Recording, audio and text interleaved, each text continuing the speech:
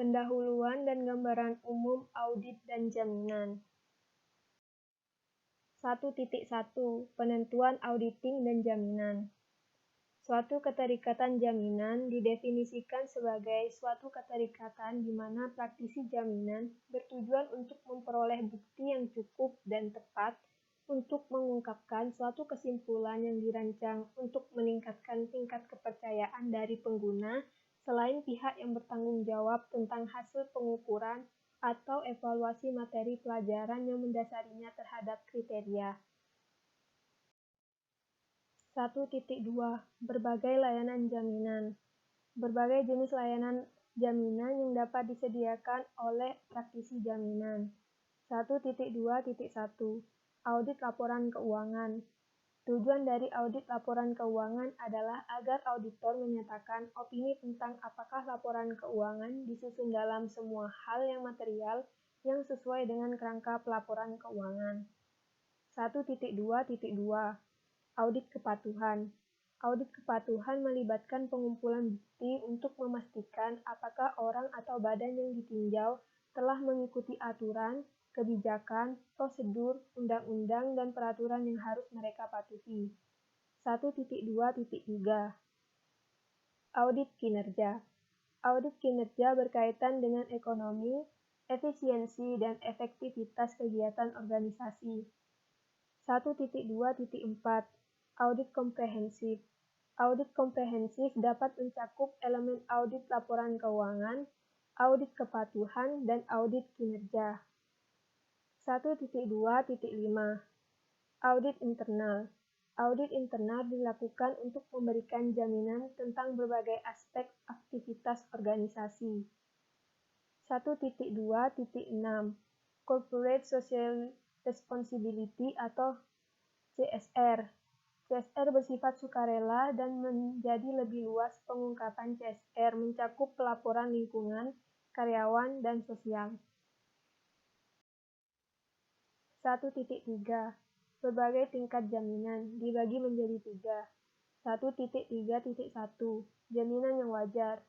Tujuan dari perikatan jaminan yang wajar adalah untuk mengumpulkan bukti yang cukup untuk membentuk ekspresi positif dari suatu opini tentang kebenaran dan kewajaran informasi yang dijamin.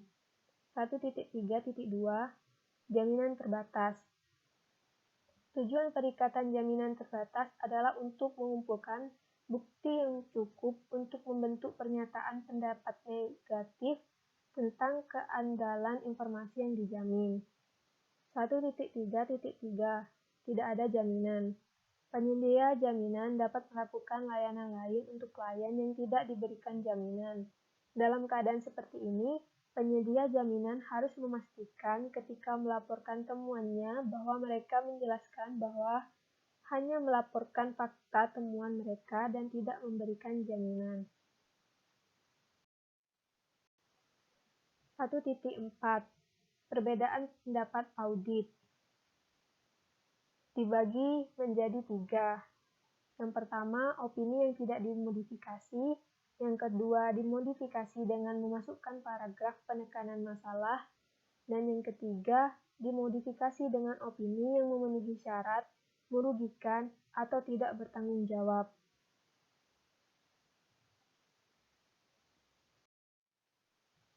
1.5 Penyusunan dan auditor.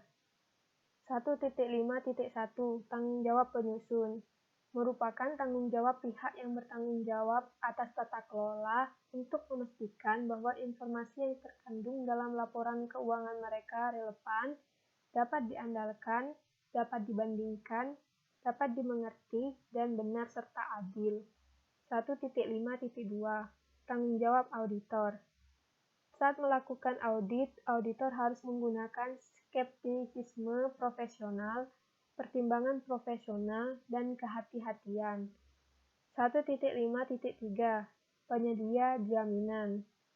Jasa jaminan disediakan oleh perusahaan akuntansi dan konsultan lainnya.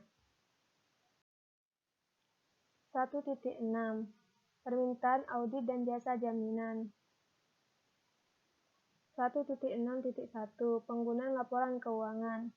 pengguna laporan keuangan termasuk investor saat ini dan calon investor atau pemegang saham jika entitasnya adalah perusahaan, pemasok, pelanggan, pemberi pinjaman, karyawan, pemerintah, dan masyarakat umum. 1.6.2 Sumber permintaan audit dan jasa jaminan. Keterpencilan, kompleksitas, insentif bersaing, dan keandalan. 1.6.3 Kerangka teoritis. Terdiri dari teori agensi, hipotesis informasi, hipotesis asuransi. 1.6.4 Permintaan secara sukarela. Perusahaan tidak diharuskan untuk memiliki jaminan lingkungan dan mengungkapkan CSR lainnya. Namun, sejumlah perusahaan melakukannya. Jaminan diberikan untuk memenuhi permintaan pengguna akan informasi yang berkualitas tinggi dan dapat diandalkan, dan juga untuk menunjukkan tanggung jawab perusahaan yang tinggi. 1.7 Peran regulator dan regulasi. 1.7.1 Regulator. Sejumlah regulator berdampak pada proses audit, baik secara langsung maupun tidak langsung. Mereka termasuk Financial Reporting Council, Auditing and Assurance Standard Board, Accounting Professional and Ethical Standard Board, Australian Security and Investment Commission, Australian Securities Exchange, Company Auditor and Liquidator Disciplinary Board, Chartered Accountant Australia and New Zealand, CPA Australia, and the Institute of Public Accountants. 1.7.2 Peraturan. Gambaran umum yang luas dari beberapa peraturan utama yang mempengaruhi proses audit. Standar dan penyataan audit, Corporation Act N/9.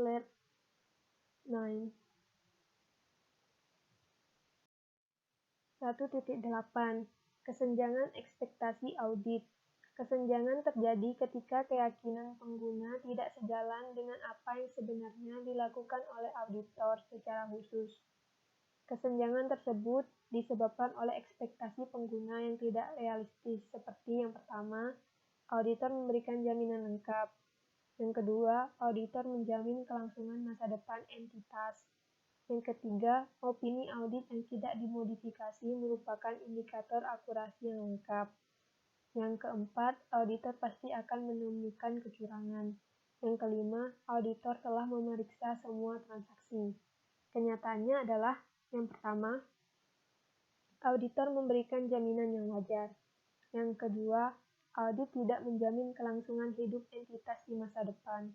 Yang ketiga, opini yang tidak dimodifikasi menunjukkan bahwa auditor yakin tidak ada salah saji material, signifikan, atau kesalahan atau kecurangan dalam laporan keuangan. Yang keempat, audit akan menilai risiko kecurangan dan melakukan tes untuk mencoba mengungkapkan kecurangan, tetapi tidak ada, menjamin bahwa mereka akan menemukan penipuan seandainya hal itu terjadi. Yang kelima, auditor menguji sampel transaksi. Kesenjangan ekspektasi audit dapat dikurangi dengan, yang pertama, auditor menjalankan tugasnya dengan tepat, mematuhi standar auditing, dan memenuhi standar kinerja minimum yang diharapkan dari semua auditor. Yang kedua, tinjauan sejawat atas audit untuk memastikan bahwa standar audit telah diterapkan dengan benar. Yang ketiga, standar audit ditinjau dan dimutakhirkan secara teratur untuk meningkatkan pekerjaan yang dilakukan auditor. Yang keempat, pendidikan masyarakat.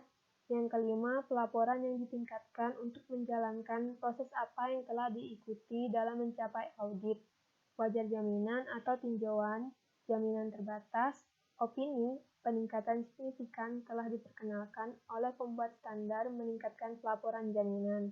Dan yang terakhir, penyedia jaminan yang melaporkan secara akurat tingkat jaminan yang diberikan, wajar, terbatas, atau tidak ada.